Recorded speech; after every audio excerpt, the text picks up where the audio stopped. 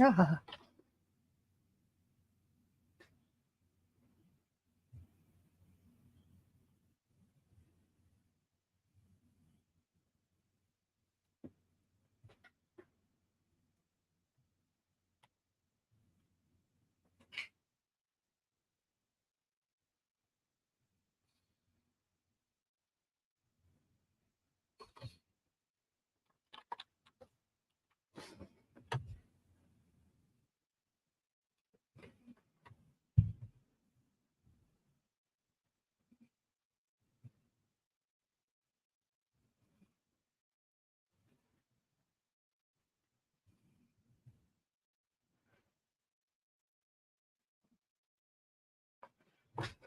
Hello and welcome. Thank you so much for joining me here. Today, we're going to be discussing a really exciting topic, taxes. What could be more exciting than talking about taxes? So, I know you're all very busy professionals, so we're going to try to keep it as short as we can. We're going to run through a lot of things. So, I'm going to ask you to please hold your questions till the end, but we will be able to answer questions live. I see we got somebody from Kissimmee. Hello. This is Facebook user, so I don't know who you are. But you might be wondering why we're talking about taxes in January. That is because in January is when you should be planning for your taxes. I get so many people calling me frantic in December, scrambling for last minute depreciation on deals to help with their taxes. What you really want to do is plan for that in advance. So I'm going to give you some of those strategies tonight to help you do that. So with that, let me click on into the slides here and we'll get going. All right. So there we go. All right. So let's see what we're going to be covering here tonight. So I know we have people with all levels of real estate knowledge. We have people who are professionals, pros in this game, and we have people who are brand new to this and everywhere in between. So we're going to start off, and we have people who are investing passively and actively. So we're going to start off with tax strategies that will work for any kind of real estate. Right? So whether you're doing small stuff or big stuff, whether you're doing it active or passive, these things are suitable for you. Okay. Then we'll move into some more advanced strategies. And then at the end, we're going to talk about how to get into passive investing if that is something that you're interested in and what that even is. So if you're already doing that, you may not wish to stay for that section, and that's fine. You're welcome to bail at any time. So that's why I put that at the end, because some of you are already there and you just want the tax strategies, right? So because I value your time, we're going to do it that way. But as a gift to you for sticking along that with me to that point, when we get to that point, I'm going to give you a link to my latest book, and that will walk you through some of the stuff we'll cover tonight in case you don't catch it all. And also talk about some of the passive investing stuff if you want more information on that. Even if you're already doing passive investing, there's some gold nuggets in there, things you should be checking the box on, make sure you're doing with each of your investments. So I'll give you that when we get to that point. Again, Q&A will be at the end, so please save your questions till then. If you are on Facebook or LinkedIn or YouTube or watching us there, hit that Eventbrite link and come join us live so you'll be able to ask questions, because sometimes those don't come through from those platforms. I will also be sending out a recording of this to everybody that registered. So if you are registered, then you will get that too. So if we fly by some things and you didn't quite catch it, you'll have a chance to watch it again or fast forward to that point. All right, jumping on into this. Okay, here's what we're going to be talking about. So there's multiple proven ways to save taxes in real estate, either as an active or passive investor, big or small, right? So we're going to give you that. How a required by law concept, depreciation, can provide paper losses. They're not real losses. They're just paper losses that offset your taxes. So we're going to talk about that, and then how you can 3 to 5x those losses, and how you can by segregating out parts of your property. So some of you might know about this strategy. Some of you may not be so familiar with it, but we'll dive into that one a little bit. And then a little known strategy that might allow you to stop paying taxes on your W-2 and business income. I'm sure some of you would like to do that as well, right? And then how to create generational wealth by passing on real estate to your kids without any tax liability. That's a biggie for me. And then a simple way to acquire the needed real estate to make all of this work without needing to be dealing with tenants, toilets, termites, and banks. Yes, I put banks in that category, which may be unfair to some banks, but they could be a pain to deal with. So anyway, that's where we're headed. So let's get into it. So first of all, thank you know, thank you for being here and listening to me. And why should you listen to me? Who even am I? So I'm going to tell you a little bit about who I am. So I'm a capital allocator, and so basically I work for investors, not for deal sponsors, right? So I'm out there helping you find the best deals that work to meet your goals, if that's something you're looking to do. I do have a personal real estate portfolio worth millions of dollars. I have everything from single family homes to apartment complexes. I also invest actively and passively in syndications. I invest in every property that I invite others to invest in. So I would never ask you to invest in something that I'm not investing in. I offer direct investments as well as investments through funds. And there are times that you're better off going one way or another. And we can talk about that some at the end if you'd like. And I currently hold investments in 6 different states. I love investing in multiple places. Easy way to diversify and to spread your risk. There are also different tax advantages in different states. I live in Florida. Florida doesn't have state income tax, right? So I like to invest in other places that don't do that too. South Dakota, for example, is another place that doesn't have a state income tax. And there's some other tax benefits and landlord benefits to particular states. So you can diversify that way. All that being said, I'm not offering any investments here today, just knowledge. So that's that. I'm also a business owner. My husband and I own 2 Massage Envy clinics, if you happen to be familiar with Massage Envy. And so that affects our tax situation, right? And some of you may be in that same situation. So I'm going to discuss how that can play out and how you can use real estate to maybe offset some of that. I'm also a busy mom of 2 boys, and one of my boys has autism. So they are my big why in real estate. I want to make sure they will always be taken care of, especially my son with autism. I don't know exactly what his future will hold. And I want to leave them some solid tax-free assets at the end of everything, right?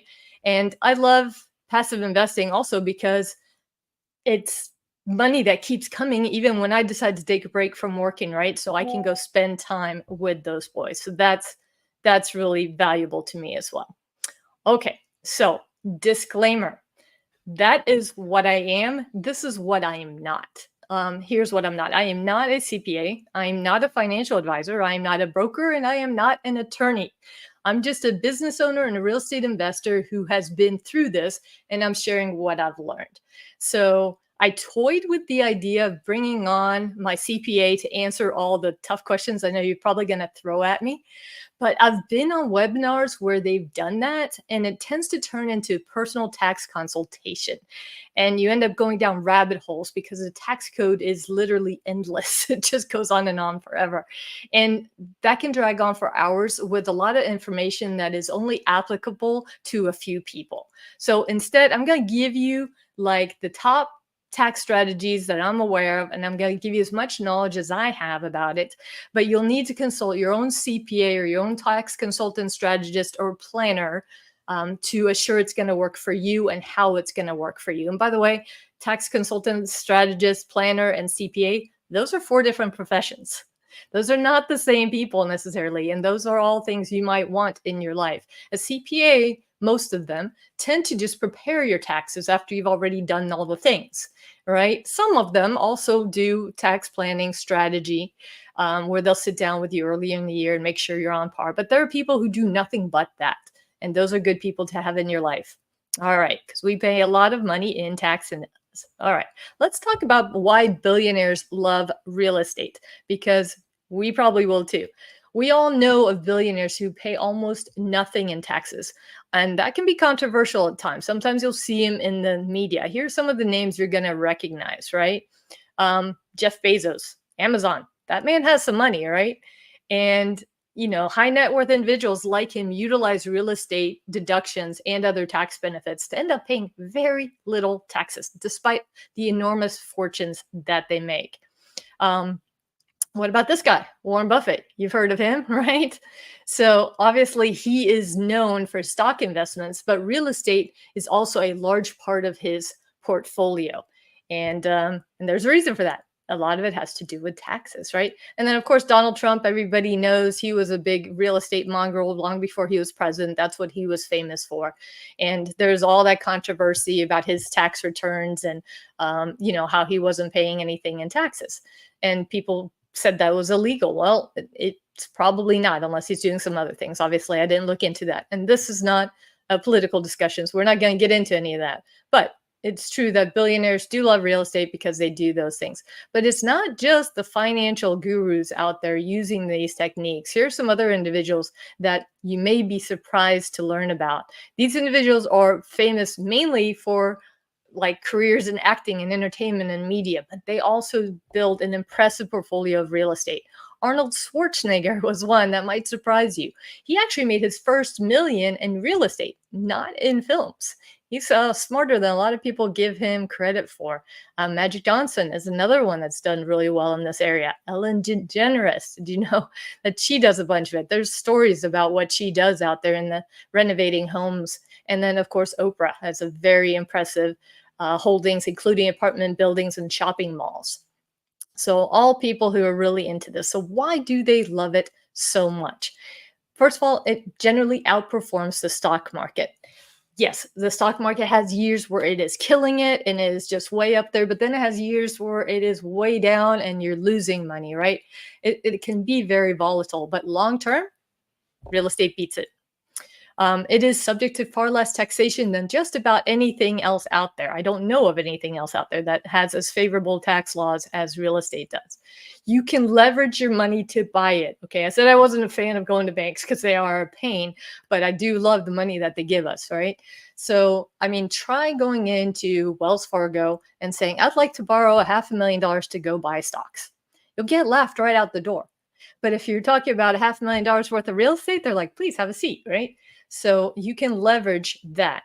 And if you're passively investing, you can leverage bank money with other investor money and really get big bang for your bucks. And it appreciates over time with very little effort. You buy it, forget it, and it just goes up in value without doing much, right?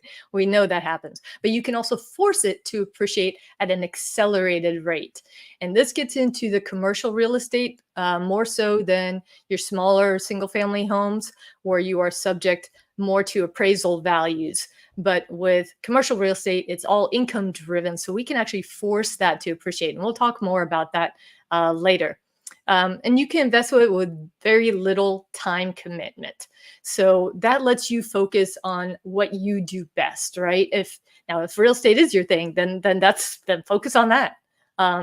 But focusing on what we do best is what we should all do. These other billionaires that we talked about, they're not out there flipping houses, fixing toilets, that kind of stuff, right? They leave all that to the professionals and they go at it big scale. They don't bother with the single family homes and stuff. They get a lot of the big stuff, right? Because that's where you're going to get the most tax benefits from this as well. And a lot of people think, well, that's not something I can do because you got to have millions and millions of dollars to do that. That's not true. And I'm going to show you all of that. Okay. So basic deductions for real estate, there's a lot of that. So let's get specific into some of the deductions that are out there. In real estate, anything that's an operational expense or repair, you can deduct it, right, from your income. Mortgage interest, you can deduct it. Property taxes, this is the fun one. You pay taxes and then you deduct those taxes from your taxes. Well, from your income that you pay taxes on. And then depreciation. This is a big one, and we'll spend a lot of time on depreciation. But at the beginning, I just want to make sure everybody understands what this really is. It's basically writing off the purchase price of something over several years. And this isn't something that's exclusive to real estate. If you have a business and you buy equipment for your business, the IRS has like lists of how long everything lasts or what they think everything lasts. So don't know what that was on for. Sorry. So they will let you appreciate it over that time frame. So maybe you buy a specialized saw for your lumber mill, okay? And they say that saw lasts for 5 years. So you take the value of that saw and you depreciate it over 5 years. You split it by 5 and you write it off because it's saying, okay, in 5 years from now, you're going to need to go buy another saw because that saw won't be good anymore. But in real estate, we of course know that that's not really true. So with residential properties like single family homes, apartments, mobile home parks, the IRS has picked this number out of the blue of 27 and a half years, even a half year. Like, what is the IRS thinking? But anyway, 27 and a half years, and it's worthless. Okay, we know 27 and a half years from now, it's going to be worth so much more. Just talk to your parents and your grandparents and ask them what they paid for real estate back in the day, right? But nonetheless, it lets you take that value, the entire value of the property, and depreciate it over 27 and a half years. So in real estate, it is really just a paper loss versus that saw you buy for your lumber mill probably is a real loss. You really are writing off something that's not going to last, most likely. So that's what depreciation is. And like I said, we'll get more into that. Um, Capital gains is a huge advantage that I hope people recognize. When selling property, capital gains are typically taxed at the lower rate than ordinary income. So ordinary income is what you pay on your W-2 job, right? Especially long-term investments. Anything you hold longer than a year generally falls into long-term. So depending on your income of how much income you make, you might pay anything from 0% on that sale to about 20%. You're not going above that. So that's pretty cool tax advantage right there. And that's an automatic thing. You don't really need to do anything. That just happens when you sell. A lesser known advantage is opportunity zones. And if you haven't heard of these can be really, really powerful. So investing in opportunities is relatively new avenue. You're going to hear a lot today about the Tax Cut and Jobs Act of 2017 because it really changed a lot of tax incentives in this country. But that is when this all started. And essentially, it's how local governments incentivize private investors to turn slums into thriving communities. To do so, they offer some powerful incentives. And I'm seeing this right here in Orlando, where I live.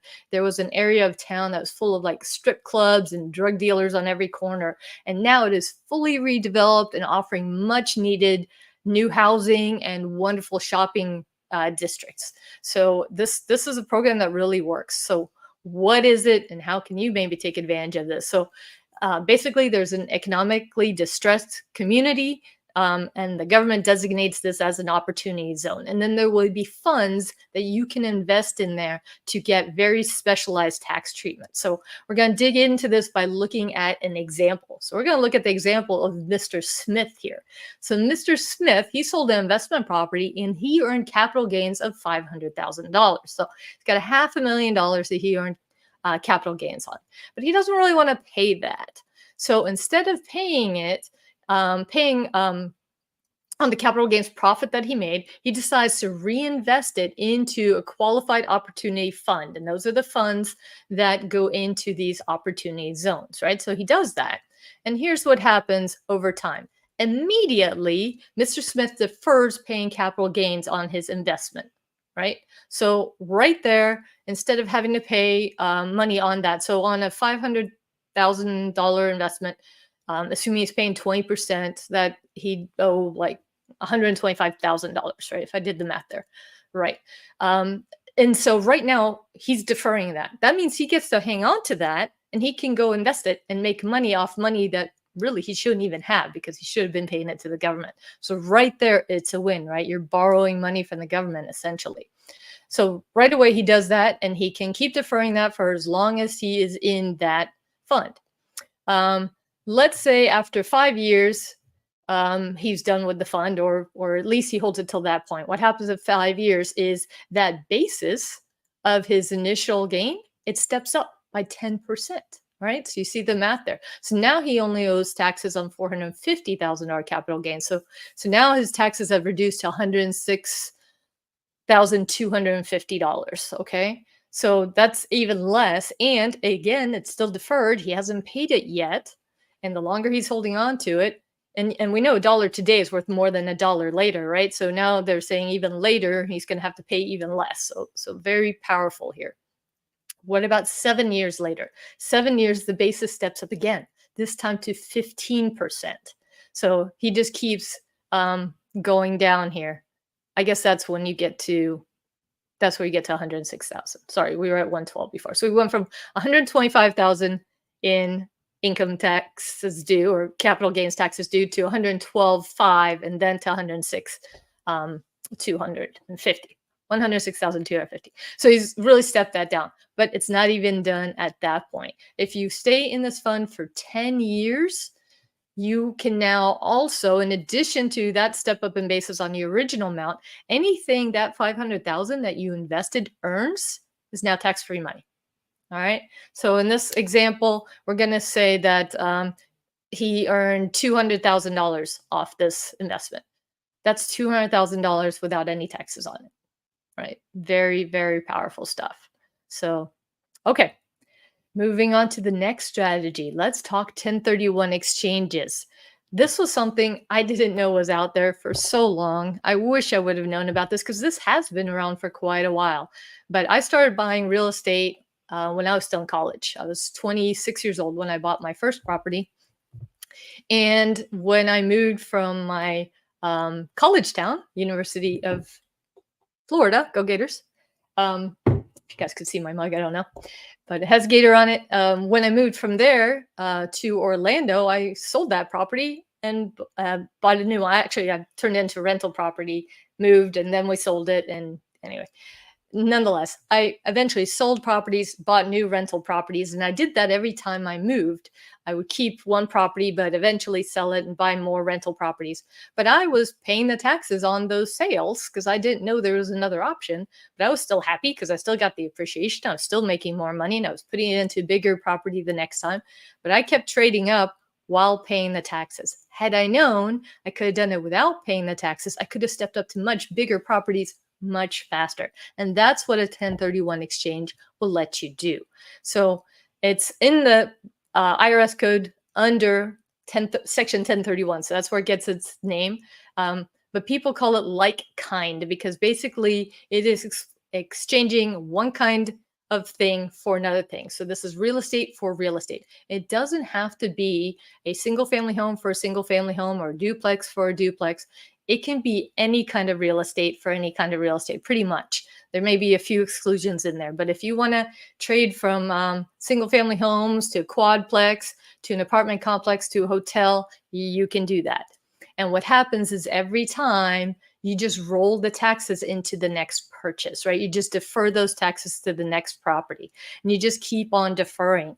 And just as we saw with the last example, deferring that is really powerful because then you get to keep that extra money and so you have a bigger down payment for your next investment, or you can go invest it in something else, right? So you can keep that money growing. So deferring is really powerful. It is deferred. You have pushed the can down the road. It doesn't go away, but it could maybe get deferred forever. And we'll talk about how that happens. But yeah, so let me see if there's anything else on here I wanted to be. And some people, let me just go through the bullet points here, make sure I don't miss anything.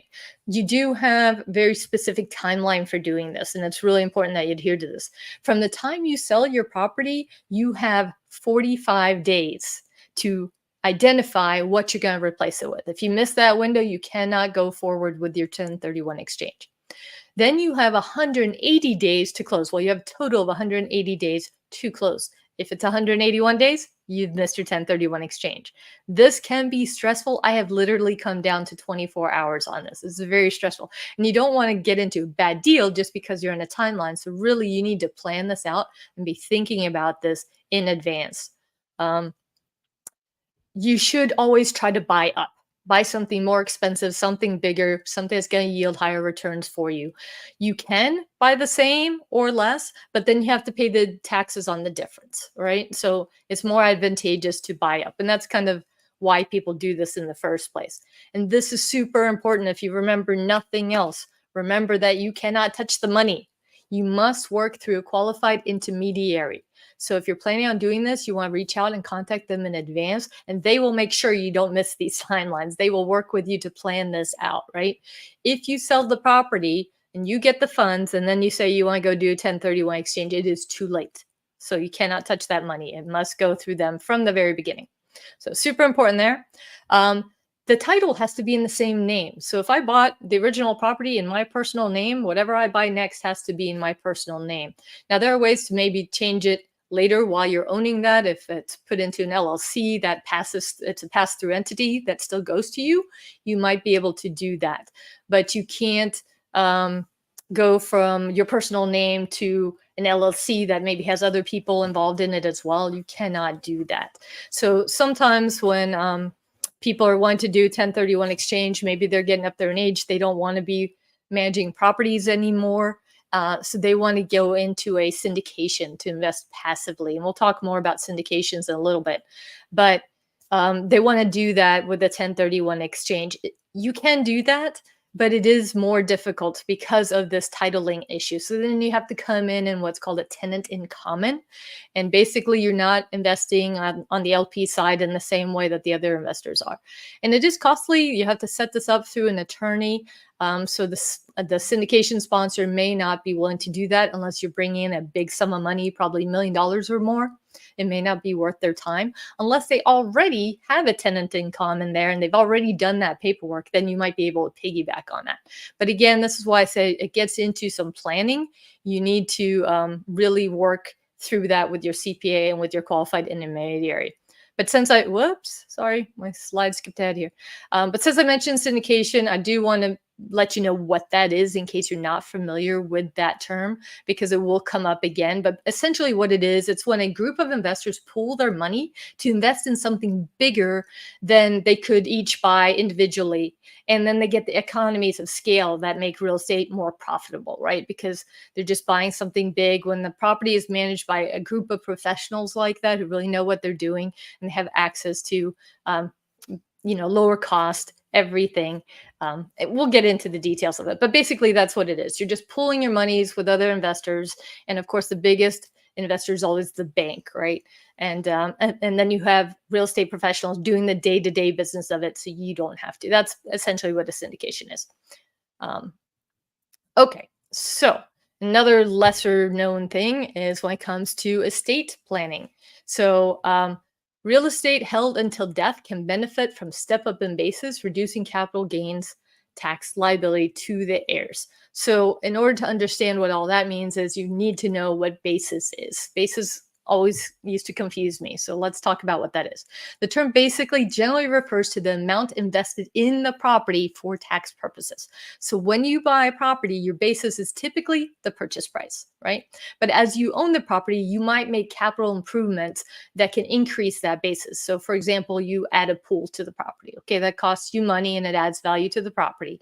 So when you sell the property, the difference between the sale price and your basis is the capital gains. And that's what's subject to capital gains tax. Well, here's what happens when you pass away. You get you step up in basis. And when it comes to death, it is to the current market value. All right. So if I bought well, let's see, I think I have an example on here. Let's see. Yeah. So here's an example. So you purchase a property for $500,000, and that's your original basis, right? And then at your time of your death, it's worth $2 million, but the basis steps up to $2 million. So you're not paying the capital gains, or your heirs are not paying the capital gains on that $1.5 million value in between those. So how powerful is that? That's why I said you can leave your heirs tax-free assets when you pass away. So huge benefit to the heirs here. And they can hold it or they can buy it immediately, right? So they can do either one. And you're going to take advantage of that basis. So they're either going to get way reduced taxes or they're going to get no taxes at all. So for me, this is huge because I really want to make sure my kids are well taken care of. Now, here's the bonus. You can combine this with the 1031 exchange, right? So with the 1031 exchange, go Gators, Rebecca, I see you. In the comments here. So yeah, you can combine this with the 1031 exchange. Remember I said you're kicking the can down the road?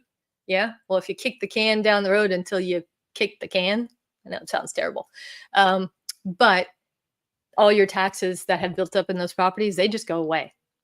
Literally, they're just gone.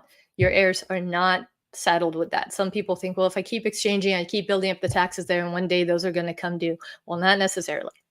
So that's how you combine these two strategies. Okay.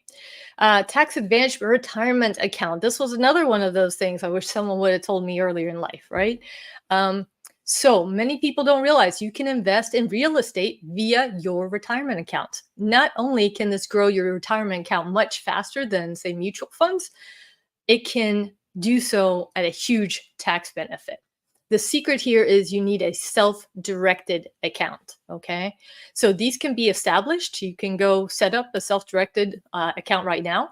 Or if you have a retirement account already that you own, okay, not one that your employer owns, but one that you own, perhaps from an employer that you used to work for, but you don't work for them anymore, then you own that plan now. You can roll that over into one of these self-directed accounts. So super powerful.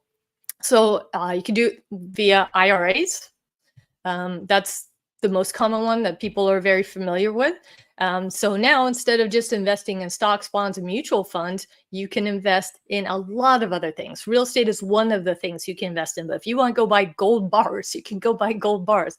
There are some exclusions, but there are just a ton of things that you can invest in here if you want to. There are some limitations, like you can't invest with your direct relatives. You know, you can't rent your house to your kids, for example, that kind of stuff. So there are exclusions of rules that need to be followed, but it is very powerful.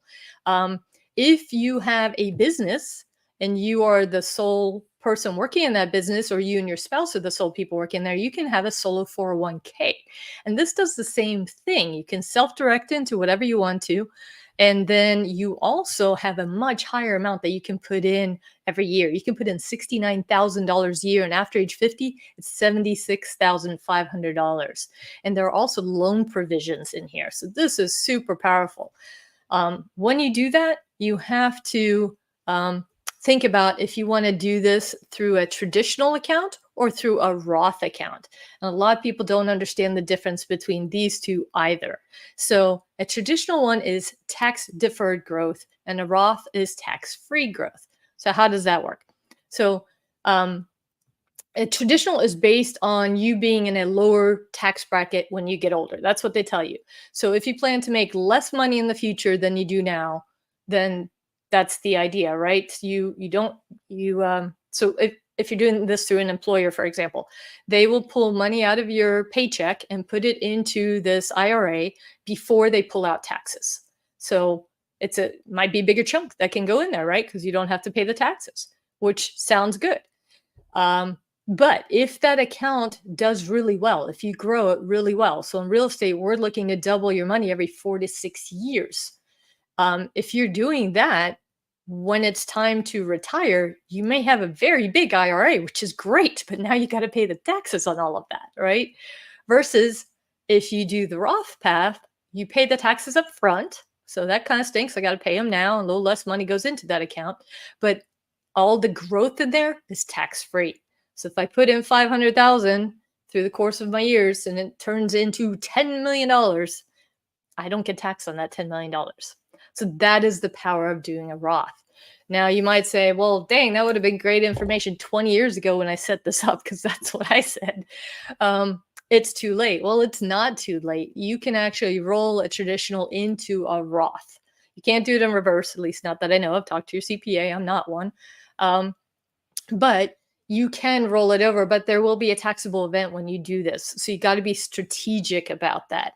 So when we have a low tax year for us, maybe the business didn't do so well, or we just had a lot of depreciation, we wrote off a lot of taxes, and we're in the lowest tax bracket or one of the lower tax brackets, that's when we talk to our CPA and we say, how much can we roll over to Roth this year without having taxes hit us? Like, how much can we write off, or how much can we do and not end up shifting tax brackets or whatever? And so we will strategically roll more and more over to the Roth with time. And you can even roll it over if it's already been invested in something. So it gets a little tricky. Again, you got to talk to your self-directed account rep who can give you details on that, as well as your CPA, but you can do that. So I really like that. Now, of course, things to consider is how long till you retire. If you're already in that range, maybe you don't want to be messing with it right now. Or if you have a long time to go, maybe this is the time to do it. So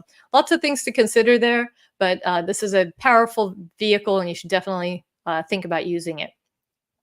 All right, depreciation. This is my favorite part. It gets a little complicated because there's a lot you can do with depreciation. So bear with me here, but let's talk about it. So first of all, the IRS requires you to take depreciation. Okay. So some people don't realize that this is actually a requirement. I've heard people say in real estate meetups, and when I heard it, I was like, oh my gosh, they just did that to themselves. They have told their CPAs not to take depreciation off their taxes because they don't want to have to pay depreciation recapture, which is something we'll talk about later. So they thought, well, if I don't take it in the first place, I won't have to repay it. Bad idea. You have to repay it anyway, whether you take it or not. So take it. And you definitely want to take it. There's so many reasons why you want to take this. So again, what is depreciation? If you came on late, is basically writing off the purchase price of something over several years, right? So we talked about with residential real estate, it's 27 and a half years. So yeah. So that's the useful life that the IRS has determined. So we're going to use an example that is going to be very convenient math wise here. So we're going to say that we have a property whose structure is worth $2,750,000. You can see why I picked that number, right? And it is a structure because the land cannot be depreciated. So we're not going to depreciate the land, just the structure. So we're going to say we have that. Now we're going to divide that by the 27 and a half years that the IRS has said it depreciates over. So we're going to get $100,000 a year in depreciation. That is a deduction off your income for taxable purposes, right? If you earned $100,000 in cash flow that year, your income on that cash flow would essentially cancel itself out, and you'd likely owe zero in taxes on that. So how nice is that? You make $100,000 and you get to keep it all. So that is absolutely beautiful. But what happens if you didn't make $100,000? You still have the $100,000 in depreciation, but you only made, let's say, 40,000. What can you do with that additional 60,000? Well, you can use it to offset other passive income, maybe from other properties that was giving off cash flow. Maybe you sold something and you have a gains from the sale of a rental property or other passive investments. Okay. And you need to understand what types of passive investments you can write off with this. It's not everything that you consider passive, it's what the IRS puts into the passive investment bucket. And we'll talk a little bit more about that when we get a little further on, but it may not be everything that you think it is. But nonetheless, you can use it towards that. But what if you don't have that either? So here's the other cool thing about depreciation is it rolls forward. Okay. So if you don't have the types of income, you can carry forward that loss on paper indefinitely until you have it. So go out and buy more real estate or write a book so you have royalties or whatever it is. There are all sorts of other types of passive income. You can invest in your neighbor's lumberyard. We already talked about his the saw he got for his lumberyard, right? If you want to invest in that business, but you don't work in that business, that's a passive investment. And you can write off income from that there too. You get the depreciation on the full value of the property. This just blows my mind, even if it's leveraged with a bank loan. So I have bought real estate with no money down. Like the bank brought the big check, and then I got the seller to seller finance me the rest. And I bought a property with no money. And guess what? I get to take depreciation for the whole darn thing. And I don't have any money in it. This is how crazy it is with real estate. And this is all legal, guys. This is done every day. So yeah, the magic of depreciation, as Becky put in the comments there. So all right, so it can't get any better than that, right? Yes, it can. Believe it or not, I'm going to show you how that $100,000 loss could turn into significantly larger loss, like maybe $300,000 or even $800,000. Okay, so we're going to talk about cost segregation and the power of this. So it's a tax strategy that allows an investor to increase their upfront depreciation, right? So the overall depreciation doesn't change, but upfront by identifying and reclassifying components of the property that really have shorter tax lives. So not everything can last 27 and a half years. So here's how that works, right? So certain components of that building, your toilets, your appliances, your lights, all these things, including land improvements like redoing the parking lot, for example, those will have shorter lifespans. And you can hire a company. So an engineering firm comes in and does this, right? And they put all these various components into a report and they say, these things will only last 5 years. These will last 7 years. These will last 15 years. And then you can accelerate how quickly you can depreciate those. So upfront, you get a lot more money. Yeah, so this is done by an engineering firm. So there is a cost to doing this, right? So this may not make sense on a single family home, but it will make sense even on fairly small real estate kind of stuff. You don't have to have a huge apartment complex with 100 units for this to make sense. I recently did this on an 8 unit that I owned, and we saved an absolute buttload of money. So the cost of doing that study versus what we got back, it was a no-brainer, absolutely. So um, where the break even is for you would matter on what market you're in, but this is definitely something you want to look into, but you do want to see if it makes sense. Now you got to think it can't get any better than that, right? Yes it can, because there's also bonus depreciation. So bonus depreciation, now here's where things start to get complicated, right? So we keep talking about this 2017 Tax Cut and Jobs Act. It keeps coming back into play. So one of the things they added here was bonus depreciation. So all those things that you have now segregated in your cost segregation study, you can now take a big chunk of that value, that accelerated stuff, and get it all the very first year. So in 2024, that will be at 60%. So 60% of the items in that accelerated depreciation that are eligible, you can take 60% of that and write it off in your very, very first year. And so sometimes, I mean, this is writing off like a huge portion of what you're investing. So yeah, very powerful. So we've had some of our limited partners and deals get anywhere from 40 to 90% of their invested capital as a loss on the very first year. And you keep getting depreciation after this. It doesn't, like, that's not the only depreciation you get. It keeps going. So that's a huge, huge bonus. So here we go with bonuses again. You can also use this instead of a 1031 exchange, right? So we talked about some of the complexities of doing a 1031 exchange, having this 45 days to identify, 180 days to close, or having to go in as a tick if you're going into syndication. So if you don't want to deal with that, you can invest in a syndication that provides a lot of depreciation. So when you sell that first property, you say, okay, go ahead, hit me with the taxes, and then you invest it in something that has high depreciation. You use that depreciation to write off those taxes. So that's another way to go about accelerating your investments without having to pay the taxes on it.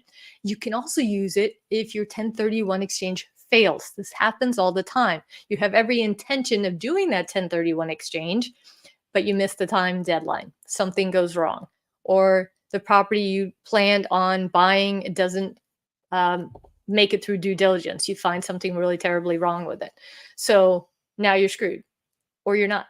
Go find a deal with high depreciation, and you can write off the taxes that way. So here's how that goes. So I told you depreciation was one of my favorite things, but it essentially, it subsidizes your investments, right? You're getting a subsidy to make investments. Again, playing with other people's money. But there is no such thing as a free lunch. There is something called depreciation recapture. So the government has allowed you to take all those amazing deductions so you can reinvest your savings and grow your wealth. But it is essentially a loan on that money that you eventually owe them, right? So when the property is sold, the depreciation must be recaptured. Currently, that is capped at 25%. But that's still a good deal, right? Because chances are you used it to offset income that would have been taxed at a much higher rate. So depending on how much you make and where you are in the country, whether you have state and federal income taxes or just one or the other, you could be paying, maybe 35, 37, maybe as high as 50% in taxes, right? So half of what you're making is going out the door. So at 25%, it might still be a good deal if you end up paying it back, right? But you don't always have to pay it back. I think you're getting that message. I'm talking about all the ways you can not do this. So you can reinvest and write off that depreciation with the new depreciation, right? From the next deal. Or you can 1031 exchange it. So you can do all this combined so that you don't have to do this depreciation recapture. You just invest again.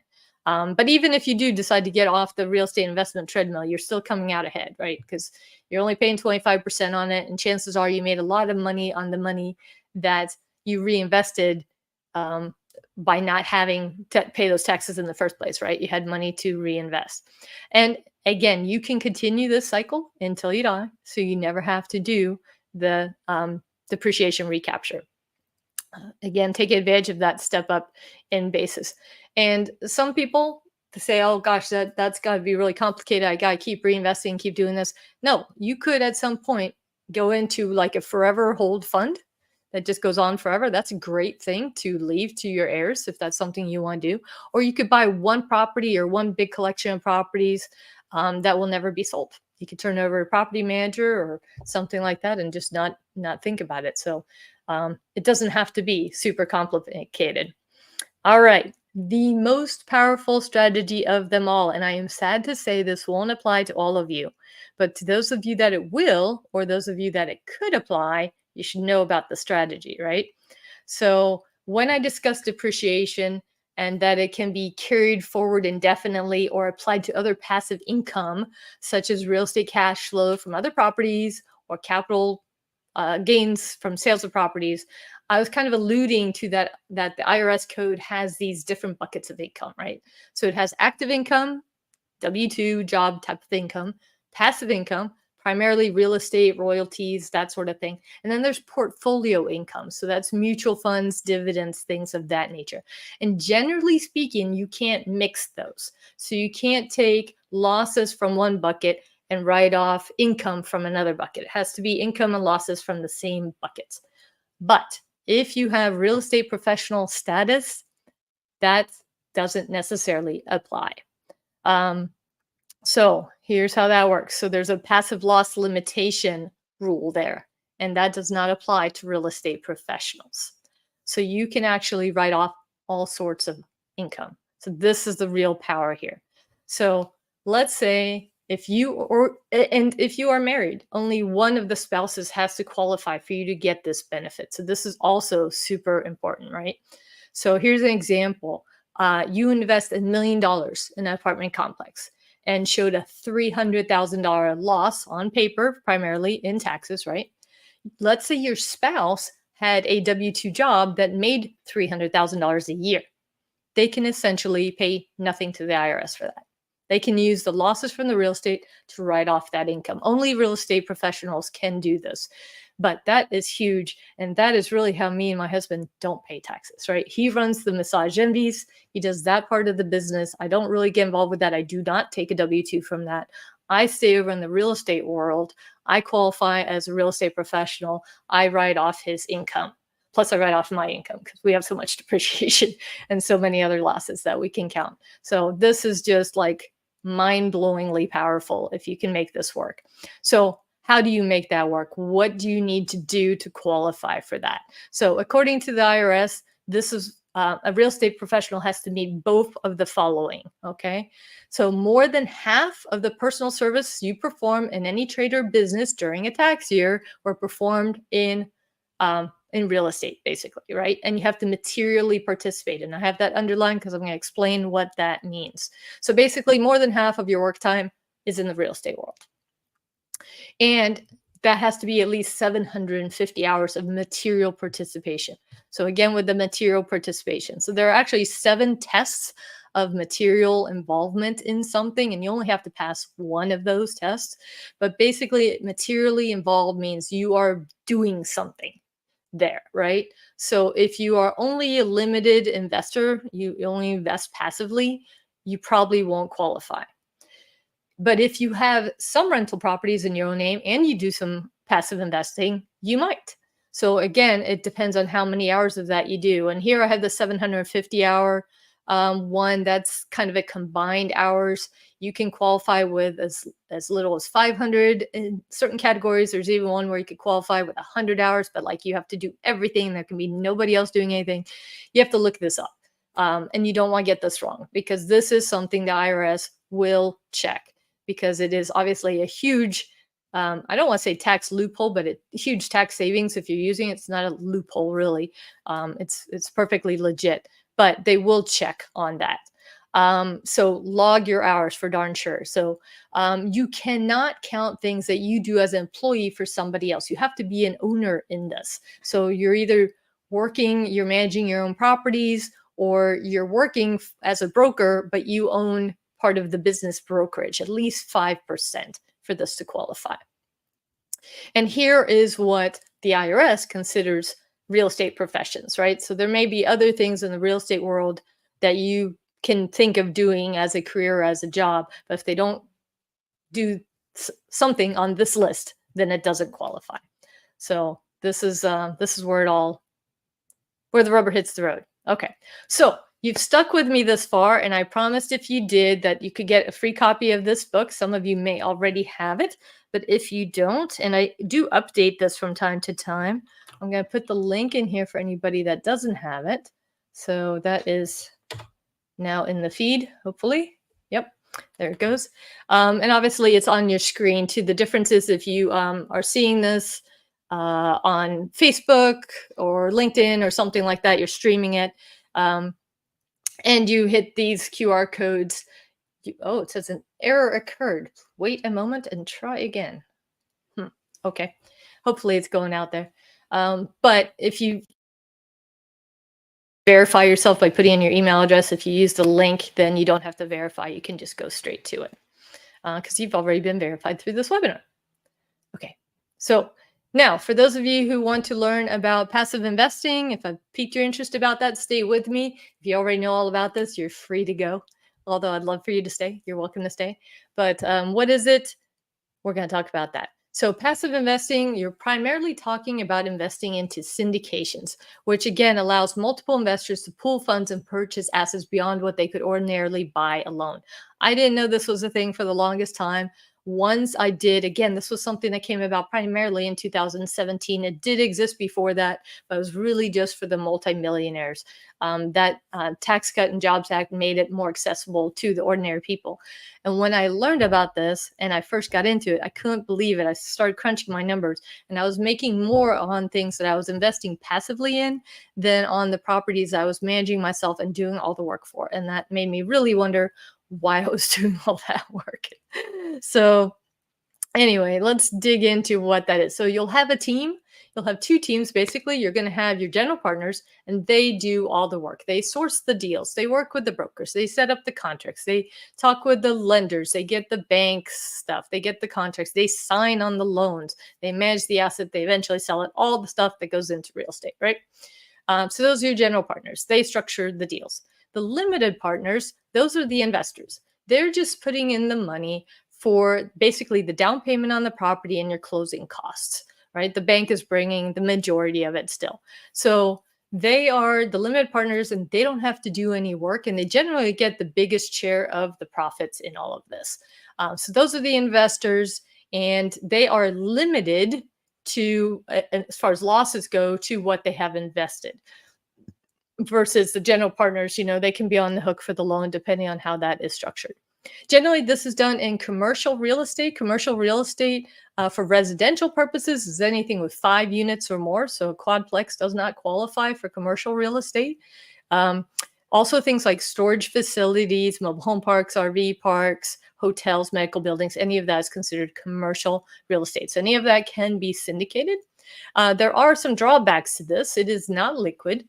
So when you get into this, you need to know that your money is going to be locked in there for a while. So it could be 3 years, could be 5 years, could be 7 years. They usually give you a timeline when you're investing these, and you have no control over that exit time frame. Maybe the business plan called for 5 years, but they forced up the appreciation way early, and they decided to sell in 3 years, and maybe you weren't ready to get your money back yet. You didn't have a plan for reinvesting it in it. Sorry, your money's coming at you. Or maybe they get to year 5 and the market's not very good, and they say, you'll make a lot more if we sell in year 6. We're going to hold an additional year. You have no say in that. You also have no operational control. So if you're the kind of person that likes to pick out the curtains and the paint colors on the wall, sorry, you can offer your suggestions, but they don't have to listen to you. So those are the drawbacks to it. There are, of course, benefits as well. Sustained cash flow. So generally in real estate, the cash flow at the beginning is rather low, and then it builds with time, right? Because at the beginning you have you're usually putting money into the property. You might be doing renovations. You've got all your closing costs that you got to make up for. and then it takes time to build value over time. But rents tend to go up every year, and your expenses will also go up, but not as much. Like your loan is always locked in, right? Or it should be. Um, and you know you're going to get long-term appreciation because that just happens in real estate. And then there's forced appreciation. We're going to talk more about forced appreciation in a minute. That's why it's in bold. And there's lower risk of economic and physical vacancy, especially in like multifamily, than in like a single family place, right? So if I have one house and one tenant's in that house and that one tenant moves out, I go from 100% occupancy to 0% overnight. And now I have no income coming in. I still have that mortgage payment to make, right? It is very unlikely in an apartment complex that all your tenants move out at the same time, right? That would be something disastrous happening that hopefully you have insurance for in that case. So much lower risk there. Lots of tax benefits. We talked about that depreciation and the fact that you can do cost segregations when you're at these larger scales. And it can be completely passive. So that is really cool. And you get a higher return on investment due to the economies of scale. So just think about renovating a single family home. You have to replace a refrigerator, you're going Home Depot, you're buying that at retail prices. You do it for an apartment complex, you're buying maybe 100 refrigerators, you're buying that wholesale, right? So everything is at a whole different scale, even your property management, lower rates, all that kind of stuff. Way less susceptible to market volatility than stocks. So you can count on kind of the money you're going to get there, and so much easier to scale than scaling your own portfolio where you have to do everything because you're turning it over to professionals to do all the work. And then rather inflation resistant, because what happens during inflation? Everything goes up in cost, right? That includes rent. Rents are going up. And that in the real estate world will increase the value of your property. So you're really hedged against inflation here. So we're going to talk about forced appreciation and how that affects the value of your property, but this also shows how value is calculated, which ties into that inflation discussion that we just had. So it is all based on finances. It's a business. So just like when you buy and sell other businesses, it's based on the value of that business is based on the income it produces, right? Not on the appraised value of the house next door. So an increase in value or a decrease in expenses is therefore going to affect the value of the property. And we have some control over this, right? So we can go in and do renovations that make it so that people are willing to pay more money for that that apartment. A very simple one is adding a washer and dryer. Adding a washer and dryer to a unit can usually give you a $50 a month bump on your rent. Maybe you allow pets. Maybe they didn't allow pets before, and now you can charge some pet rent. Maybe you have valet garbage stuff. You can also reduce expenses. You can put in LED lighting or low flush toilets or all sorts of other things, renegotiate contracts. So anything that moves that income, whether it's increasing revenue or decreasing expenses, is going to push up this ratio. So here's the calculation. The value of the property equals your NOI, that's your net operating income. That's what we're playing with here with the revenue and expenses, over the cap rate. So the cap rate is just a valuation for a particular area. So in Orlando, where I'm at, the cap rate right now, depending on what part of town you're investing in, is going to be between 4 and 5%. Other parts of the country, it might be lower or higher than that, but your local brokers are going to know what that cap rate for your area is. So here's an example where we have just managed to increase the income by $50 a unit. Maybe that's a bump in rent or a decrease in expenses or some combination thereof, but we just $50 per unit. But there's 100 units here because we're operating at scale and 12 months in a year. And then you divide that by the cap rate and voila, your property is worth $1 million more, just like that, for $50. So this is why forced appreciation is so big and why we see so many people go in and renovate old apartments and keep them fresh and new, because you're going to force that appreciation up. Okay. Less liability than if you're investing individually. You have no personal loan guarantee here. The asset itself serves as collateral for that loan, and only the GPs will sign on that loan, not the LPs. Lawsuit protection. Again, you are a limited partner in an LLC. So everything is bought in a separate LLC, and you are limited to the amount of money. Your loss is limited to what you have invested. You cannot lose more than that. Hopefully, you'll never lose that either.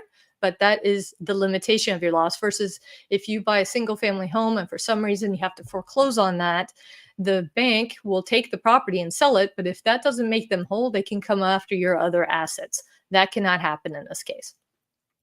Protects generational wealth. Your heirs don't have to know anything about real estate in order to do this, right? So 70% of wealth is generally lost by the second generation. And some of that is because they don't know how to take care of the things you hand down to them. So you hand them a real estate portfolio, they may not know how to manage that. But in the syndications, they don't have to. You got professionals who are doing that. Investments can be sold by the heirs, or it can't be, because again, you don't have control over that timeline, and especially if you invest in these forever holds that we talked about. Um, Again, you're protected from lawsuits. Lawsuits have been known to go after an entire state. People have lost entire states because of that, right? You can put your ownership in a trust, and then it avoids probate. It minimizes your taxes, and it keeps your affairs private. So that is all very good and well. And sorry if I'm speaking fast. I just noticed we're really running over on time here, and I apologize for that. So I'm trying to speed up. We're almost done, I swear. There are basically two ways you can invest in these kinds of things. You can invest either as an accredited investor in a 506c offering, or as a sophisticated investor in a 506b offering. There's actually news on the front that there's a third category that might be happening soon. But for now, this is where it's at.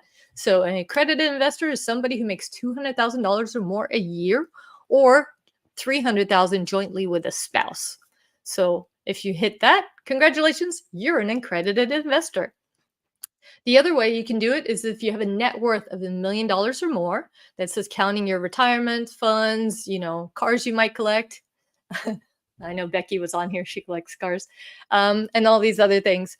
But anything, if it adds up to $1 million or more, not counting your personal resident, you are now automatically accredited, and you can invest in 506Cs. But if you can't do that, you're not out in the dark. There are 506B offerings, and they don't necessarily have less returns. That has nothing to do with it.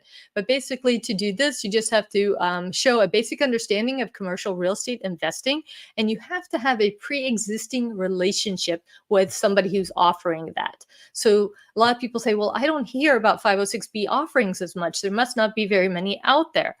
There may be less than 506Cs, but mainly you're not hearing about it because you can't go blasting them on social media. Okay. You have to have that pre-existing relationship with somebody, so they'll bring you those offerings. Okay. Just some due diligence that you would need to do if you were investing in these kinds of things. You'd need to decide what kind of markets you want to invest in, what kind of assets you like, whether it's apartment complexes, hotels, whatever it might be. You need to understand what your personal investment goals are. Do you need money? You need high cash flow because you're getting ready to retire. You need that cash flow now, or are you building that nest egg later where you're looking for high equity type of positions? So this is something to talk to a capital allocator about. And then you want to make sure the team you're investing with is solid. So in that book that I gave you a free link to, I have information on all of these and how to really vet these and how to make those decisions.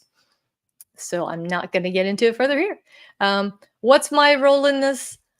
Basically, once I discovered passive investing, I was really hooked on this. I started reading everything I could on this. I started listening to every podcast. I joined 3 high-end masterminds where you basically pay a fortune to be surrounded by the top syndicators and the top people in this world, in this sector of life. Then I sold some of my single family homes and I started investing in this big time.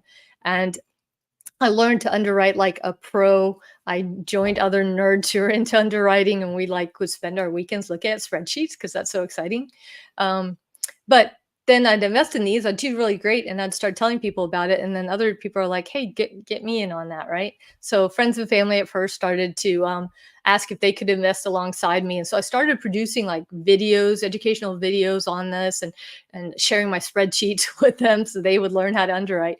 But and I even went on like 30 podcasts and a bunch of stages, and I went and I taught this to people professionally. But what I found is people didn't really want to do all that work. They just wanted to invest in whatever I was investing in. And so that's kind of where we ended up.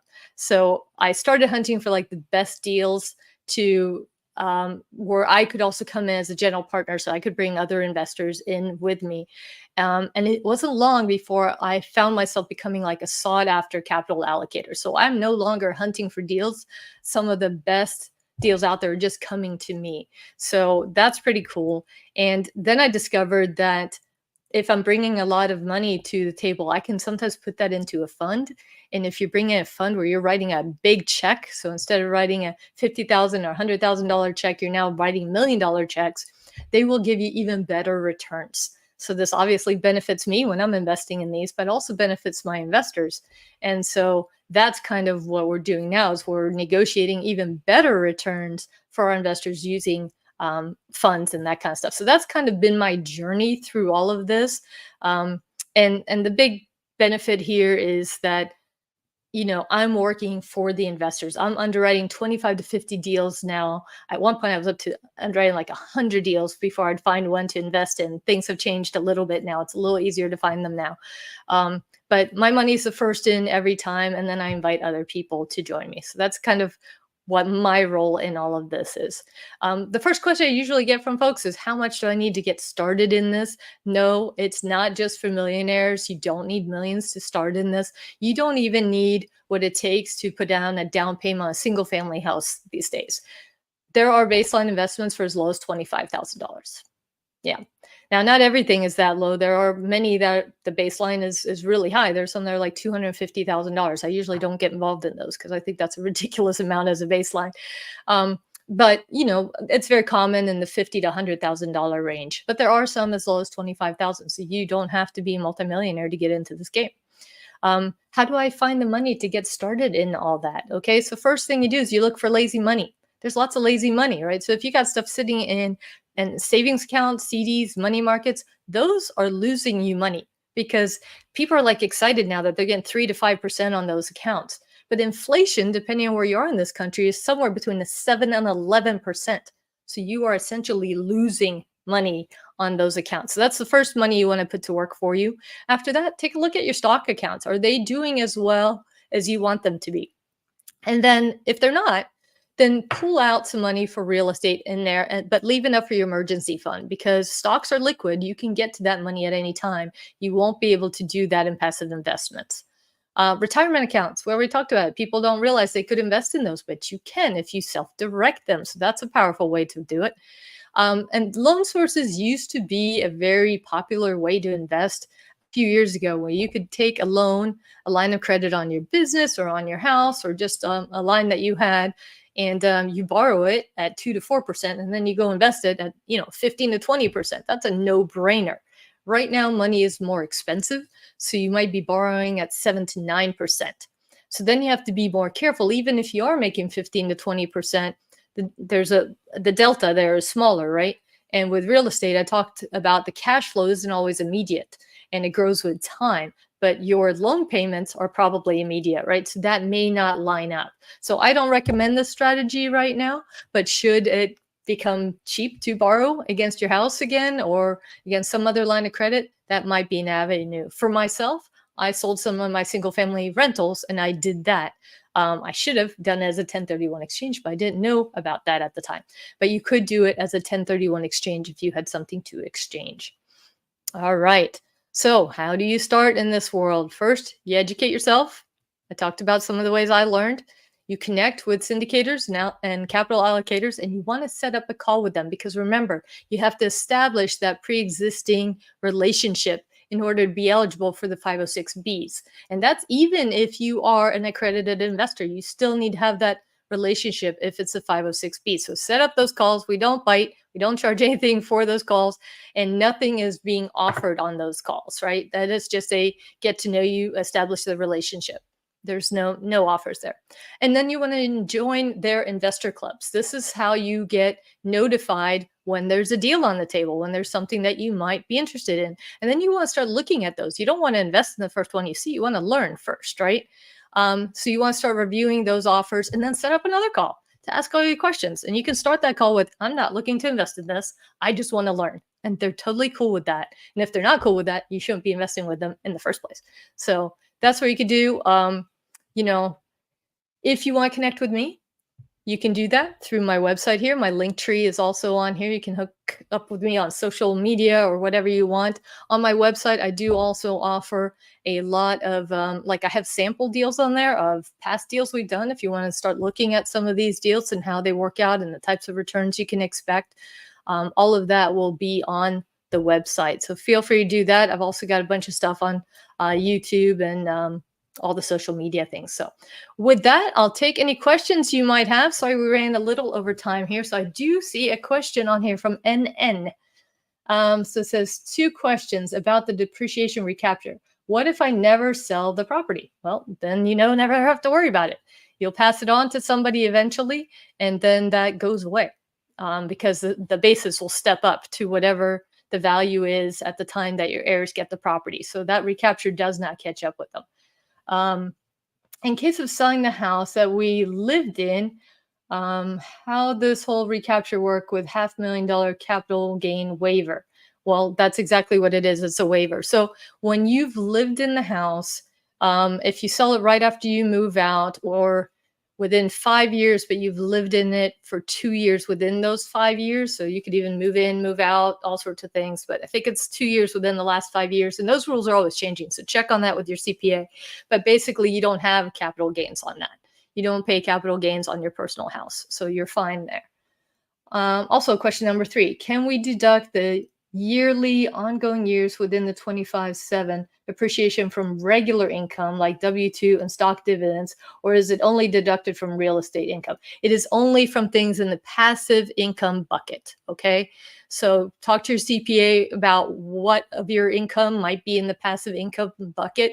Hopefully you've got more than one source of income. I personally have 8. I believe you should have lots of different sources of income because if one of them stops, you don't want to have everything be dependent on that. But talk to your CPA about your sources of income and which of those is considered passive. And then you can apply that depreciation from any of those. It does not have to be just that property. Okay, I don't see any other questions in here. If you have any more, feel free to throw them in there. Let's see, I see a lot of comments, but no additional questions. I will stay on here a few more minutes. If anybody else has anything else, you're also welcome to just reach out to me personally and set up a call to hit me with as many questions as you want, and I will do my best to answer them for you, or I will find someone who can answer them for you. If you need a CPA recommendation, tax strategist, or something like that, reach out to me and I'll try to help you with that. But of course, if you're in a different state than me and you pay state taxes, you're going to want somebody local to help you with that. All right. With that, I bid you all a very good night. Again, I'll stay on for a little bit if somebody has additional questions. But otherwise, that's kind of it for me. And thank you so much for spending your evening with me. Take care.